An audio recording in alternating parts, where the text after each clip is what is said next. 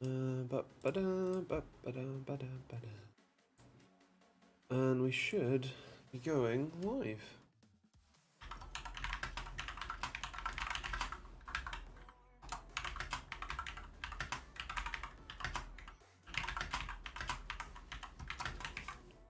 Right, hello. How is everybody doing? How's things? How's life in the universe? How has your week been? Hello to John, whistling away. How's things? Hello Ish, how you doing? How has your week been?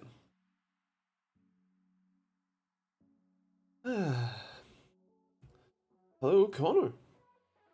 How has your week been? Hello Zig. Some of us have today and tomorrow off, so some of us are pretty darn good. Nice. Nice one. How's Andy? Fine, I guess. What happened this week? Reviewed a couple monitors, my heart stopped working, sold a couple more response time units, normal stuff. Hello Harry, how you doing? How's things? Hello Hornet, how you doing? It's been a while. How's things?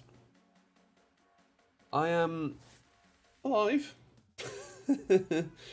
I'm in Aberystwyth for a few more days. Ah, nice. You did you fly in? Car stopped working. You mean unexpected con? No, heart, not car. Technically, actually, no, my car did stop working as well. Yeah, my car's battery was a little low. I don't drive it very much, so it generally just wears itself down. And it started up fine. Drove a short distance, stopped, came back in, drove a short distance, and as we were driving the short second distance, I was parking up. Didn't like that. Threw some error codes. Told me that the parking brake would stop working and the headlight adjustment module had stopped working. I finished parking, turned the car off, and then turned it back on. All worked fine. I have since charged the battery and used the VCDS, the scan tool, to look it up, and it did a very VW thing, which is it threw error codes in most of the different modules to tell me that there were error codes in other modules. It said, like, modules function restricted due to error codes in other modules, and it just like cascaded. So it was like 8 different modules that all had different, like, that error code, and then there was just one module close to the battery that actually had an error code, and that error code was only ABS pump module failure, which was only a failure because the battery was low for like a quarter of a second, low enough to reach the threshold for it to say, hey, something's wrong, even though it was fine.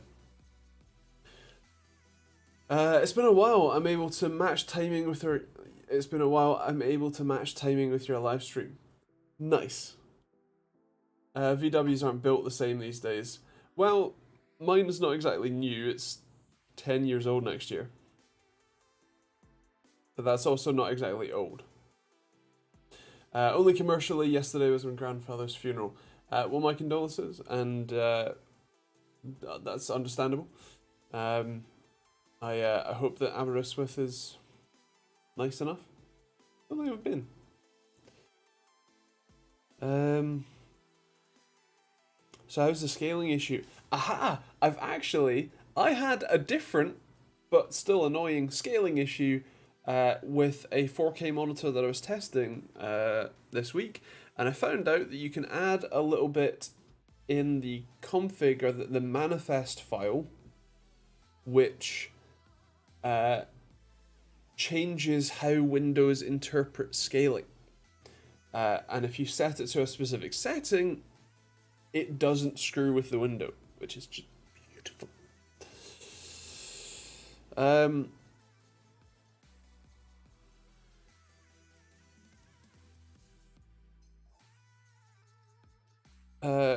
Zig, that's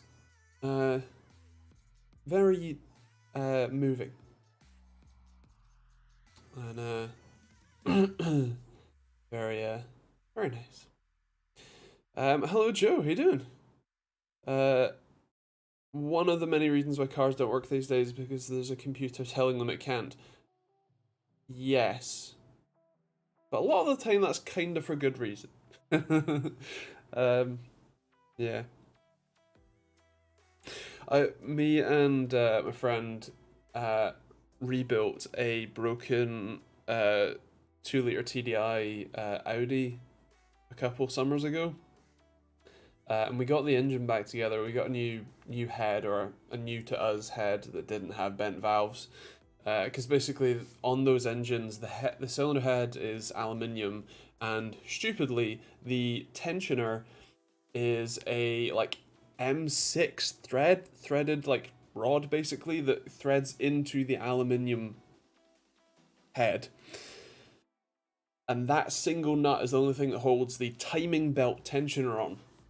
So when, and I say when, that thread strips itself out because it's a tiny thread holding a lot of tension, the valves, stay where they are, and the pistons tend to. Well, let's just say it's an interference engine. So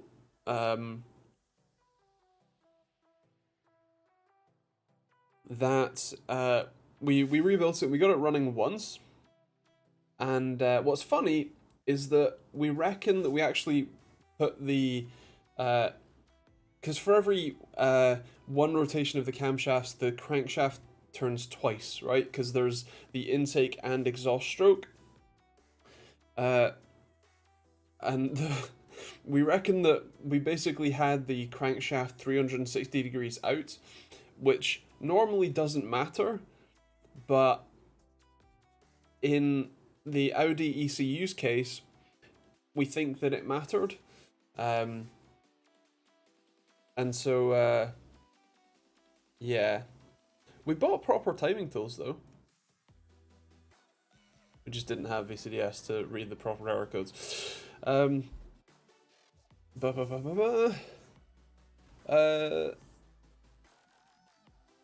am I at? Hello, John. Sitting here for the past couple hours and still managed to be late. What can you do? Hello, Simon. I'm plodding along with my dad's funeral on Tuesday. Still hasn't hit me as I've been sorting all this paperwork, funeral finances, accounts, etc. So mega busy. My head is just a shed. Fair play. Again, this is the start of the stream with many fathers and grandfathers passing, and I wish you condolences as well. And yeah, fun times.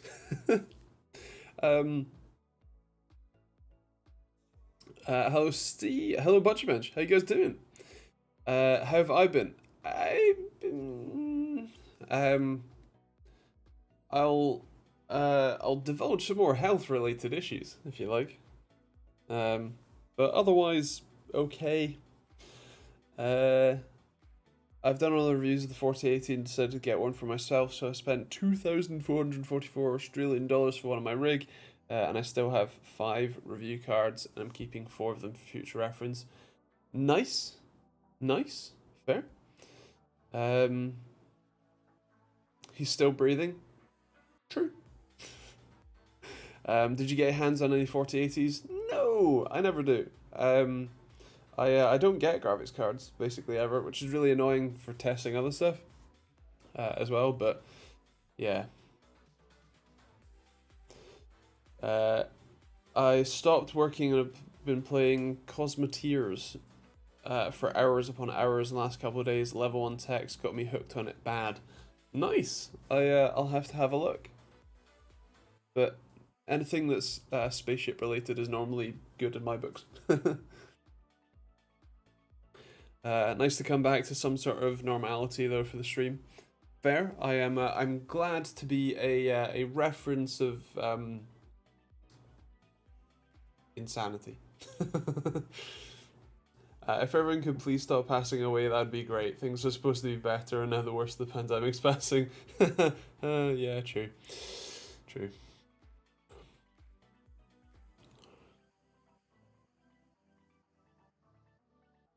Um, the health related news is that I think I mentioned, but when taking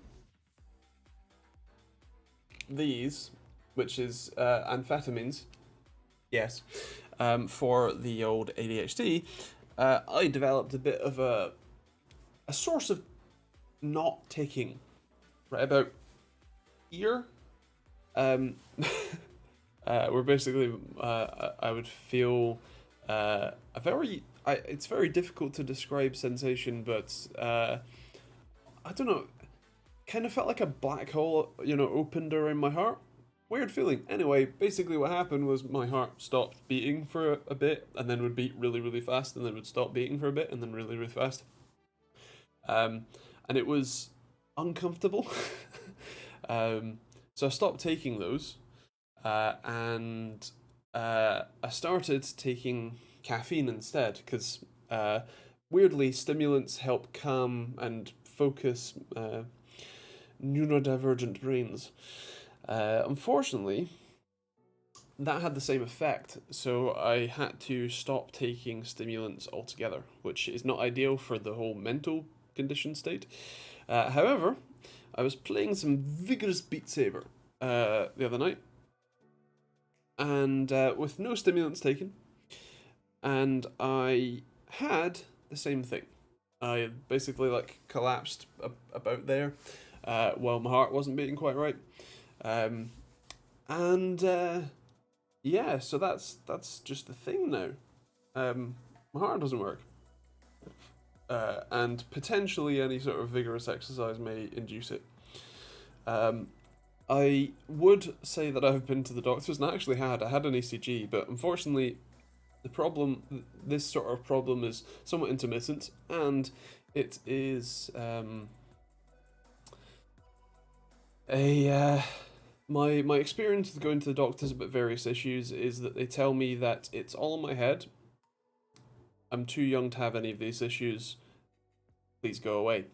And so I just don't have the energy to go back to the doctors to fight them over something that they may or may not even believe that I have. So yeah. And that's why it's coffee time. Way to rub it in. It's a spreadsheet early access 2D top-down Starship Manager thing, so it's perfect for a 4090. Nice!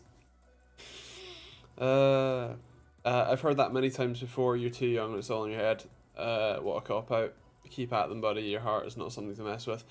No. I'm aware it's kind of literally the only part of your body that doesn't change pretty much over your lifetime, which is great. Yeah.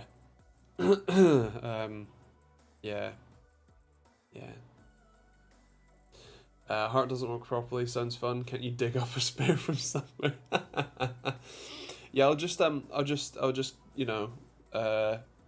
hot swap it. It's a hot swap component actually. Yeah. In fact, I'm pretty sure it has to be hot swap.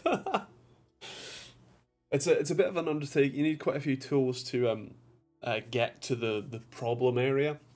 It's not like a graphics card where you can just unscrew a couple of screws, pull out a couple of connectors that catch on fire, pull the thing out, put a new one in, right? Waiting for those cyberpunk implants, mate. I could use a spine. Yeah, I could use everything. Sounds like you went to the mechanic shop. Yeah. I've had a heart attack already, so I know what you're going through. And Joe has had a heart attack as well. Aren't we the best ever? Pacemaker help at all? Well, first they'd have to admit that I have a problem, which is about 3 years worth of battling, in my experience. Um, Seems like you could do with a little undervolt. Nice, yeah, that'd be good. Yeah. um, was it? Sounds like you went to the quacks. Um, the problem that I have is that I've been in various parts of the country while needing healthcare, and all of the GPs and specialists that I've seen have all generally had the same uh, attitude, I guess. Uh, I had quite bad like leg and especially knee pain as like a teenager, um, and I went to the doctor for it, and they said, "Oh, you're too young to have any problems. Just keep like building muscle in your leg." Now, you might not know this, but I have like Olympic cyclist's legs. My thighs are well, I would say that they create their own gravitational pull quite a lot of the time, and I've always had that. Obviously, they've grown over the years, but they've always been pretty muscly, and so yeah, to be told I just need more muscle. Uh, Good joke, Doc. um, we can make a new version of the seven doors of all our ailments. I can be fatty, you can be skippy. Oh dear. I'm hoping that it's actually all in your head and you're just mental. That'd be better. Well, I mean, the problem is that you're, in terms of like psychosomatic problems, the problem with dismissing things as just saying, oh, it's all in someone's head, is that psychosomatic problems are real. Like, they are problems that persist. Or if you believe something enough, your brain makes that happen in you, right? So there's a reason why stress causes so many illnesses in people, is because when you are mentally stressed, that affects your hormone production. It affects a lot about how your body works, much like the placebo effect, and it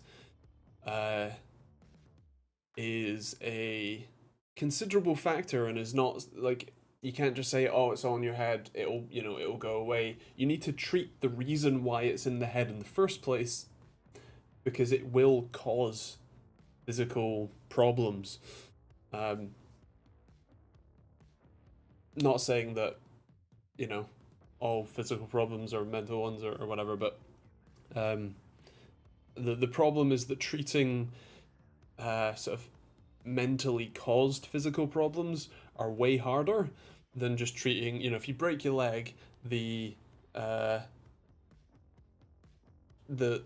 treatment for that is relatively simple and relatively well, but the if you I don't know, have palindromic rheumatism, that it's whatever, a little bit less. So you think you have so if you think you have something wrong enough in your head, it could eventually technically become true. As far as I'm aware, yes. I'm not saying that if you think your leg is broken, it will magically break itself. There's limits to what we're talking about here, but yeah. My doc is saying my current mystery illness is psychosomatic. Well, okay, what do I do about it? I know, right? Like, if that is the case, which a lot of the time it isn't, it's just a cop out for them. But if it is, okay, fix it. A friend of mine had 3 heart attacks, now has a defibrillator implanted in his as his heart stops intermittently. Wonderful. Well, if it keeps him going, fair enough. Dummy thick is what they are. Thank you, Los Angeles. My heart is suffering from upstroke. They call the T spike on the ECG. Yeah, I had immediately at so I actually when I first started having the problem, I bought one of these like DIY like 3-point ECG boards, and I've solddered it up quite messily to an Arduino Nano. And when I had the problem, like the other day, I got this on and started like capturing the data, and while the actual like palpitation, the atrial fibrillation or whatever it's called, had stopped, I did have very elevated, like, I think it's the T, because it's was it, I can't remember what the first one is. There's the primary spike, as it were, with the pump, and then there's the S, which is sort of rest time, and then the T wave. And the T wave should be relatively small. Mine was not quite at the same height as the main spike, but it was definitely visibly elevated, you might say. So I think I'm in a similar camp when it happens.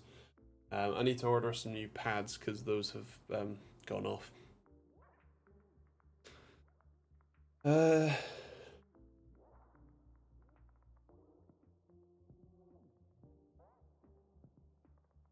Hornet, I would obviously agree with you. The difficulty in saying that is that it's very difficult to be entirely positive when you are constantly worn down by, at least in my case, I don't think that I've had a day without pain in 6 years. So while I do my best, it is quite difficult to achieve that goal readily.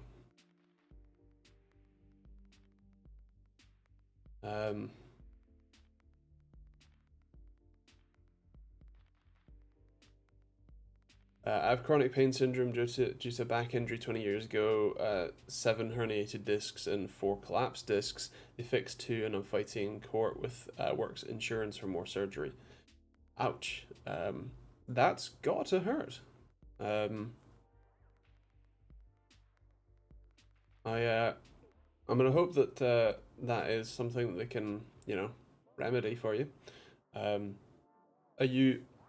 I was offered the non-opioid based like painkillers, the gabapentin, and can't remember what they're all called, but those sorts of ones.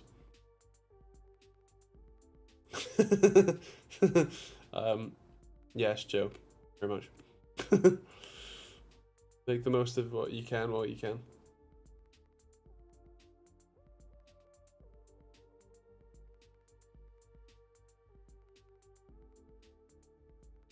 Anyway, should we talk about tech? Or at very least cars.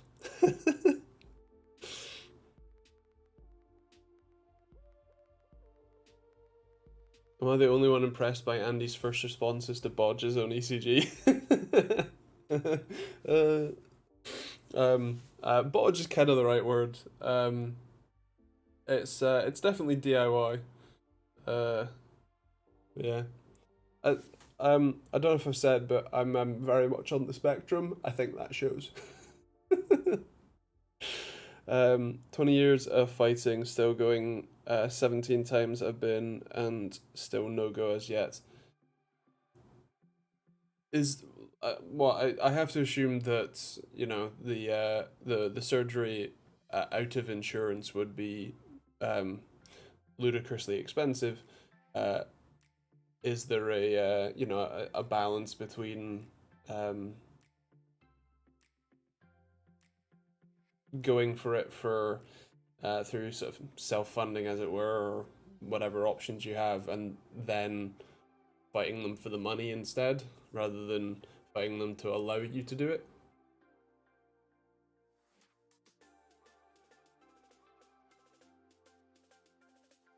Do you think there will be a 13400? Almost certainly, or very least a 13400F, although probably both.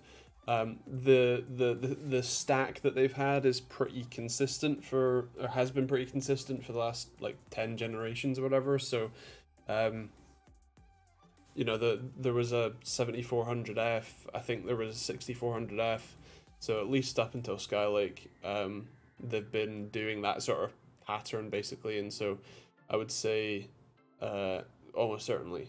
As for when, what's it been? It's been a couple of months now, so probably it might end up being like January. Hard to know for sure, but thinking about the timeline of things, I can imagine that they'll want to push the current, the higher end chips now, and then in the lead up to Christmas, because I think it's a bit too close. Like they couldn't launch it now and that be part of the like Black Friday sales, because that's what, next week. It would have had to have been out already. So it's probably, if I had to piss in the wind type speculate, probably, you know, January time-ish.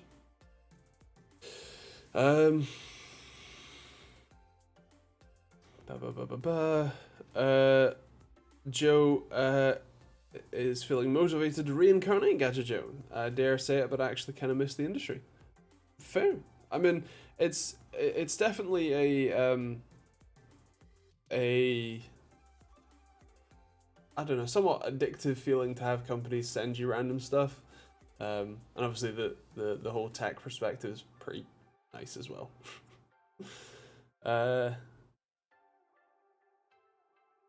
much do you think the 4070 will cost? Well, based on the pricing, because the 4080 12 gig, was it, has been renamed to the 4070 Ti, which seems weird. But the what you call it? Come on, brain. The 4070 is, I guess, based on the current pricing, probably 600. I can't remember what I don't think they've announced the 4070 Ti pricing yet, but realistically, that's not going to be that much less than the 4080, which is what, 1200. So probably that's probably 800, and then the 4070 is probably 600, 700 something, I would guess. But yeah.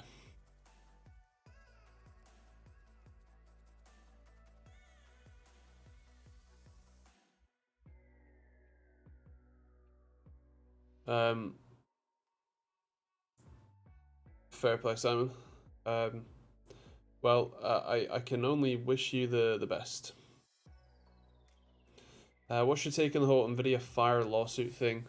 I've only just sort of briefly saw that there was an lawsuit, so I don't know too many details. Obviously, I know the controversy, as it were, and I don't understand why Nvidia went with this, 16-pin connector, because it's already pushing the sort of envelope in terms of the current rating for a connector of that size. Like I said in my video from a couple weeks ago, a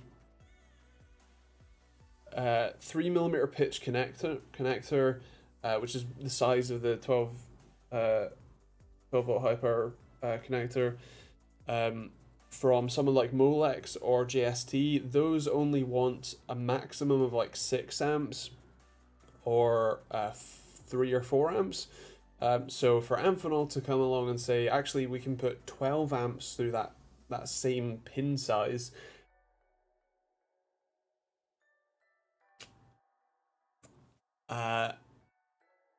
And then the other problem is that if you compare the depth of the sort of insertable length of a standard 8-pin PCIe power connector versus a 12-pin PCIe power connector, it is remarkably shorter.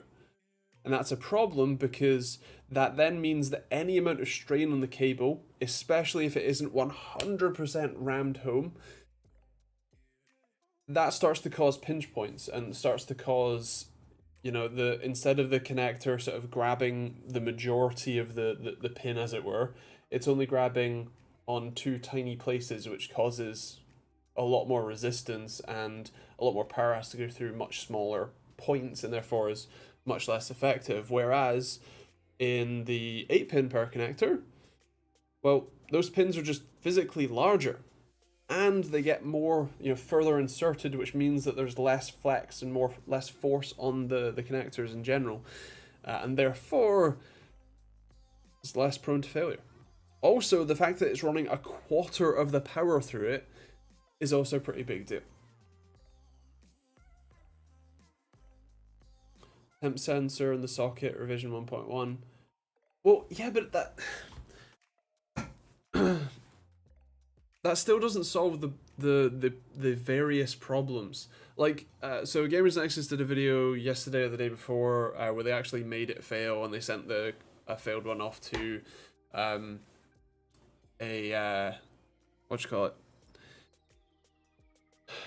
failure analysis lab. That's the one. And that was they were saying that basically if the connector isn't fully inserted, especially if it's an angle, that can start the failures.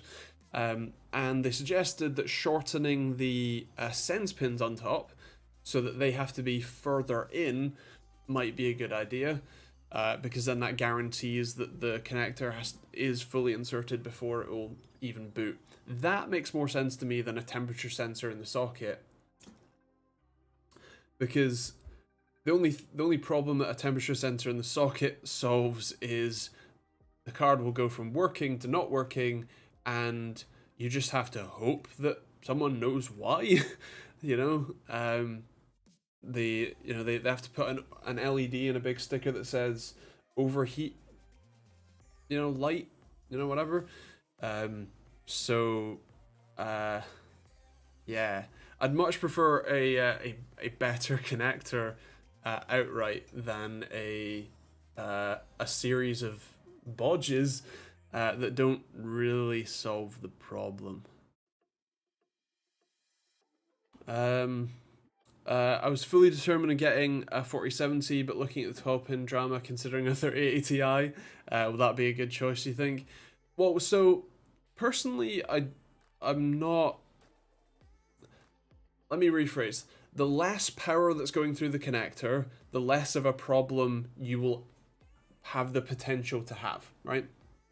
I think the problem, the reason that we're seeing so many failures right now is because it's the only cards that have them are the cards that require 450 to 600 watts worth of power through that connector. That's a problem. But for something like a 4070 where the TDP or the total board power is probably going to be 250 watts or whatever, that's a lot less of a problem. Still not actually ideal, but it's fine. And as long as you insert it fully and properly and all that sort of stuff, then again, it's okay. The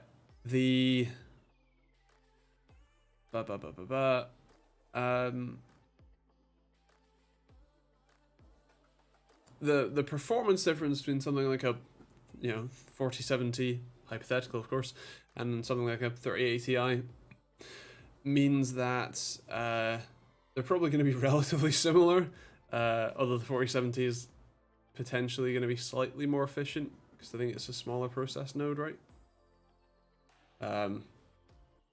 So yeah.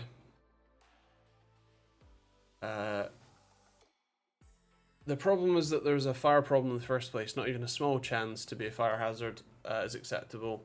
That's the problem. Yes, Yes, I agree. The problem is that the socket and connector are dirt cheap. Well, yes, but also like a 12-pin version of the standard 8-pin connector isn't much more expensive, if any more expensive, than the this, because the Amphenol one is actually a custom spec. Like, Amphenol will sell you a 12-pin 3mm pitch connector, but if you want those 4 sense pins, that is actually a custom spec for the PCIe SIG and NVIDIA. So at least with the standard 12-pin sort of, without those sense pins, that would be a standard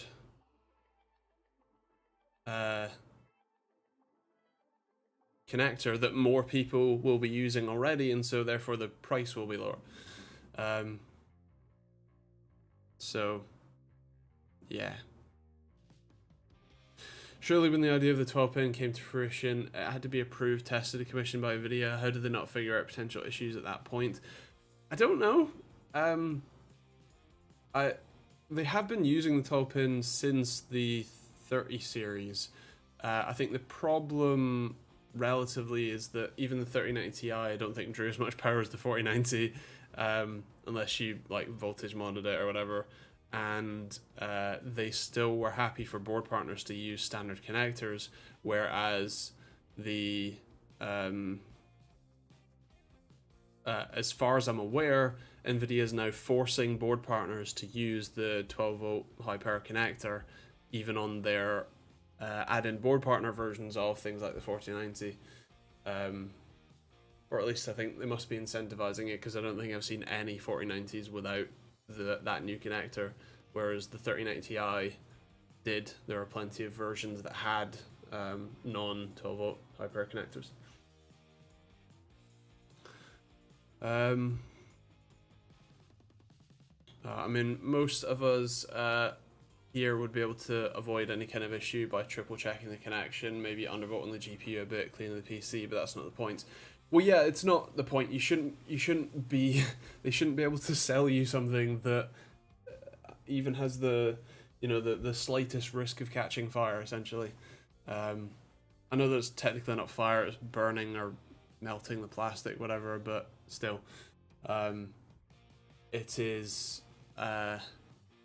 not ideal. And again, I don't know why the connector, like the pitch, which is how far apart the center of the pins are from each other, and therefore the relative size of the connector, I don't know why that got smaller for 4x the power. Hornets, as Jsu-sen said in his video, connectors are for 30 cycles as per vendors. Yeah, well, yes. So the 30 cycles is a very standard metric, and as Steve said, most people generally don't unplug your GPU until you actually upgrade it. So in theory, you only ever plug it in kind of once, whatever. My main problem is that with a standard like 8-pin configuration, because of the size and the relatively low power figure that goes through them, essentially, you have what you would call a safety factor that is very high. I've used the same power supply in the PC that's currently on the floor down there for a year or two at this point, and before that I used the same power supply for years before that. I've used the same graphics cards over and over and over again. I've inserted them, there's a couple of cards that I've probably inserted hundreds of times overall for various testing things, and none of those have ever had issues with the power connectors, whether that's from the power supply side or from the graphics card side. Because they're relatively large pins, they are very well seated and located, and it's very clear when they are fully seated, and they have a maximum of 150 watts flowing through a total of 3 pairs, because the extra 2 pins are just sense wires basically. So you have 50 watts per wire basically, right? Whereas this new 12-pin, that's up to 100 watts per wire, and the wires are smaller. and the connectors are smaller, the pins are smaller. And so the safety factor that you have there, much smaller. And so, sure, it has the same 30 in and out ratings, whatever, but because of the load that gets put on it, this tiny size of the thing, it is a less safe design choice.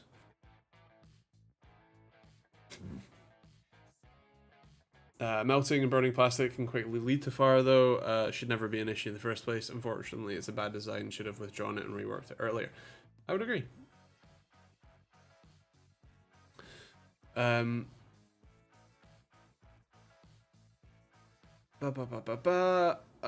Honestly, unless lawmakers are in the world, the useless lawmakers are in the world. Should just beat them with fines and make them recall the GPUs. The PCIe group that came up with the connector as well, for that matter. That'd be nice. Dear. Everyone is trying to be clever by diagnosing or discovering the cause of the issue and missing the point. There should be no fire issue in the first place. Yes. Sorry, I'm more annoyed by this stupid issue. It's fine. I understand. It's a weird,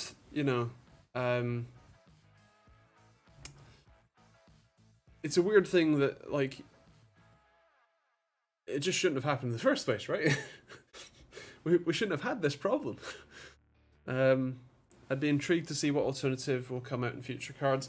I think what will be interesting is to see what AMD do, because obviously for the 7900 XTX and XT and whatever, they're sticking with the standard 8 pins and whatever, which is fine with me. But it'll be interesting to see if they do anything moving forward, if there's any changes to their cards in the next couple generations for Power Connector. Because I feel like this might be an opportunity for AMD to take a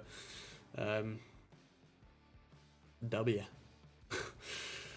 People tend to focus on cable management. It will bend the pins and might lead to improper connection, thus heating issue. Yeah. If someone gets hurt in America, the laws will be fine. True, if you get hurt in America, you just sue them. Listen, I'm going to sell you this phone. It might explode while you're holding it to your ear, but that's fine. Wait, that sounds familiar.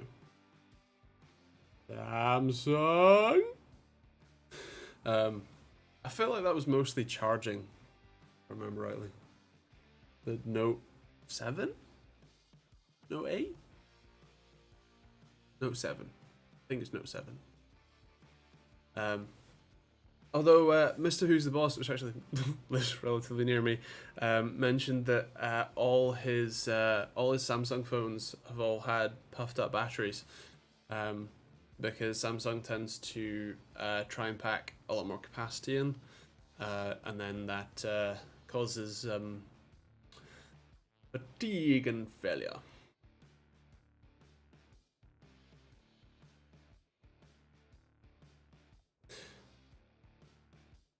The reason that they catch on fire is quite interesting to me.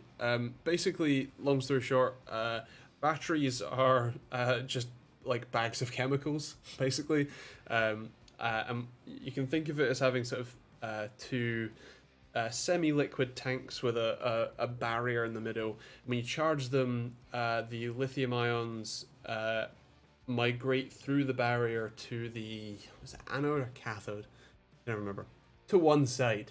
And in theory, what they should do is they should basically stay in solution or nicely plate the anode or the cathode or whatever. But if you charge them incorrectly, like in too low temperatures or too fast, they get too hot, what happens is that they start to form, I think they're called dendrites. Basically, you can think of stalagmites or stalactites, but inside the battery, and they start to form points. And if they get too pointy enough, they puncture the membrane and they short circuit the battery from the inside out. And depending on the battery chemistry, that causes fires. One of the nice things about the solar batteries that I'm using is they're using arrangement called lithium iron phosphate, LiFePO4. And the reason that's good is because lithium iron phosphates, you could literally drill through those batteries. You can, shoot them. You can do whatever. You can puncture them, drive over them. And they obviously, if they're charged, they will have to extricate that energy somehow, but they will not catch on fire. They basically just get a little hot and sort of smoke, but they're not a raging inferno like lithium ion or especially lithium polymer like LiPo batteries.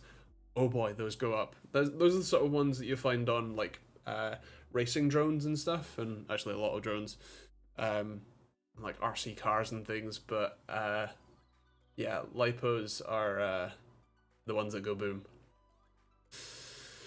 It's crazy how much power companies are willing to allow everyday public folk to play with freely. I'd say 50% of consumers have no clue how to correctly handle or use most devices. You'd probably be right. We've definitely gone very kind of heavy into technology and electricity use. So obviously it is very common for houses to be inundated with electrical devices, and yeah, there is obviously going to be some user error in there. Some phones have 125 watt plus charging now. Yeah, I mean, some have multiple batteries that they can charge in parallel for faster charging, which is cool, crazy. And the funny thing is that charging the battery at various speeds or power ratings, it's not the fact that you're charging them fast that damages them. It's the fact that they get hot while they're doing it. I do enjoy Andy's attempts at chemistry. I got a B in chemistry at GCSE. That's about as far as I got. But yeah, it's not the fact that they are charging fast that's the problem. It's that they're getting hot. If you can keep them cool, there's no difficulty in charging them at high speed, or even discharging them at high speed, I guess. But yeah, you have to keep them cool. I remember in the days when everything came with a big thick manual that, of course, as men wouldn't read. We're so smart, and then we break it. You know that GCSE means nothing to us from the UK. Yes, I apologise. It is the sort of secondary or high school level education. It is the sort of education, the sort of relatively standardised testing you do at 16. Before you then go to, in the UK, sixth form college and get A levels, and then you go to university after that. My Oppo X3 charges to 100% in minutes. It's great. The battery life is, after just 12 months, is shockingly bad already. It definitely affected it over the time. That's not surprising. But yeah, like I said, it's as long as it keeps cool, you're okay.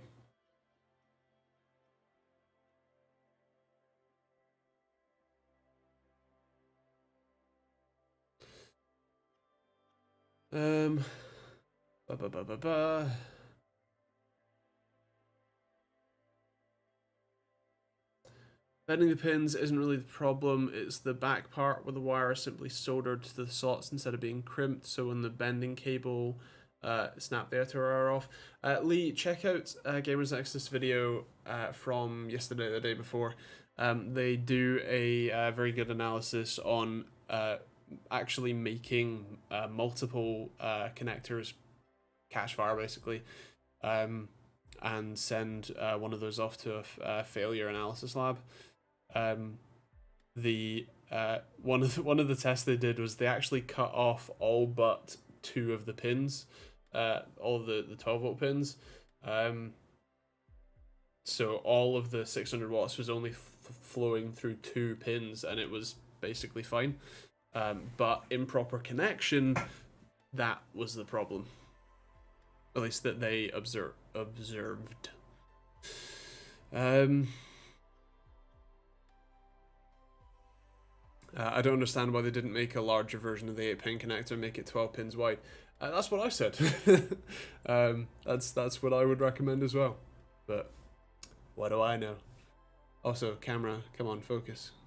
I don't know where it's focusing. It must be focusing on the ghost in the background. It spoiled me though. I charged my sister's standard charger for a few weeks back and checked after 3 hours and it went by 40%. I thought it'd broken. Yeah, I get that sometimes. I mean, my 7T Pro only charges at 30 or 35 watts. But even that's still great. You know, you go have a quick shower, you plug it in before you go in, and it's like basically fully charged by the time you've come out again. So sounds like profit to me. Putting me in a much better humor, thanks. No worries. How that one goes, the motorcycle manual tells you how to adjust the valve timings. Now they just tell you not to drink the battery acid. Oh dear. Yeah. Luckily, I'm part of the club that would adjust the. In my case, I technically need to do the like valve shim adjustment or checks, because on the SV650S that I have, the V-twin engine, it is dual overhead cam on both cylinders. The problem, as it were, is that instead of using like hydraulic lifters or rockers or whatever, they use cups on top of the springs, and then those cups have shims under them. So basically, they set the valve clearance so as the sort of lobe of the cam rolls around to then push the spring open and therefore the valve open. The right amount of distance is there, because if it's too close, it'll bind up the cam and ruin your engine. If it's too loose, then you don't get enough clearance or enough stroke out of it, and therefore you don't get enough air in or out, which hampers performance and can degrade the engine over time as well. But yeah, should have had latches in both sides of the connector. That might also help. But again, it should have been a larger connector, because if you were to buy a similar connector from Molex, the very most that they would want to have you put through that connector is 6.5 amps, right? But at 600 watts through that connector, NVIDIA's pushing 8.3. JST, another connector and standards organization, would only want you to put 4 amps through that same size of connector,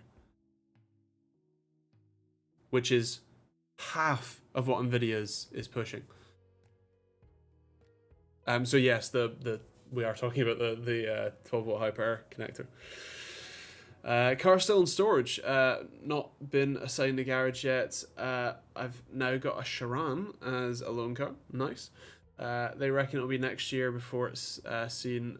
Might as well just write it off. Yeah, that'd probably be good. I got confused while the quick charge comments in the chat. Well, we were mixing and matching. If you charge your phone in the freezer, would the battery last longer? Good question. Probably not, because like I said, at certain temperatures, the battery chemistry does not like it. So yeah. I don't remember which company made the 90-degree angled 12-pin connector. That would be Cable Mod. However, that still doesn't really solve the problem, because the connector is terrible. It's a terrible choice. Just outright, it's too small for the power that they're asking. Fridge, okay, yeah, fine.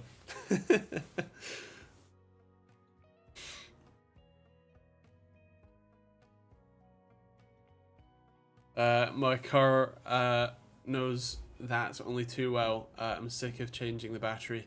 I like I said, I had a little bit of a problem earlier that what you call it? I went for a short drive in my car. It was started out fine. It was all good. Until I stopped, and then I did another short drive, and then as I was parking, a load of Christmas tree of lights came up with different error codes. I was like, okay, turn it off, start back up again, no problem. I thought, you know what? It's probably the battery's probably dead. I probably haven't really done much with it to keep it charged. I plugged in my charger. It thought it was at about 10% charge. So yes.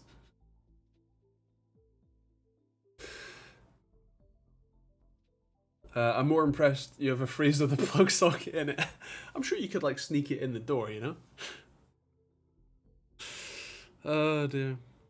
But yeah, I have a proper battery tester, and so I tested the battery once it was charged, and it was fine. Actually, slightly higher amperage than it's rated for, which is great. Dad's car sat for 3.5 weeks, went to start it up to get it clean to sell it, and it went no, dead as a dodo, needs a new battery for it. Yeah, I mean, with lead acid, once you properly drain it, that's kind of it. Whereas with, well, you can get them reconditioned. You basically shock them, and it like reverses polarity very quickly to try and break off the lead that gets, or the sort of crust that gets plated onto the lead. Yes, it can technically be slightly repaired, but yeah, it's probably best to get a new one.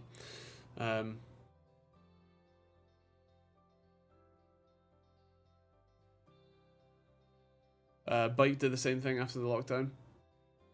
What went flat?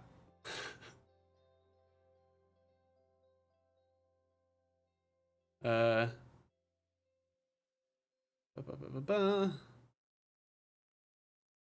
yeah, luckily, like I said, my car's battery's fine, so I don't need to change that one yet.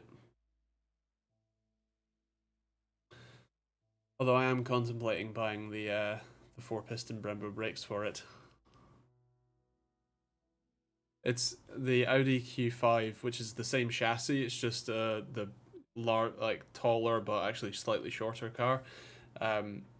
Came with 4-piston Brembo brakes as part of like the S line package or something. In red or yellow. Well, so the thing is that I actually want them to be relatively plain, so probably black, which is what I have on there at the moment, with the standard S4 brakes. So if I do that, then I get a very stock look while getting much better brakes. They did say I did an extra battery to the charger will bring the battery back to life. As in, connect another battery while you're charging the old one, and that will help. So I would kind of agree with that, because it gives the other battery, your dead battery, a load to balance off of. But like I said, the problem with lead acid batteries is that the lead plates that are in there, in the sulfuric acid or whatever it is, get kind of plated up, and crystals form on top, and that means that the acid basically can't actually reach the lead, and therefore the circuit can't be completed, and so they're not doing very well. Whereas if you use a charger with a repair function built in, what it can do is basically pulse high power in, and then reverse the polarity, and repeat that, basically as an AC wave, which helps break off those crystals and recondition the battery a little bit.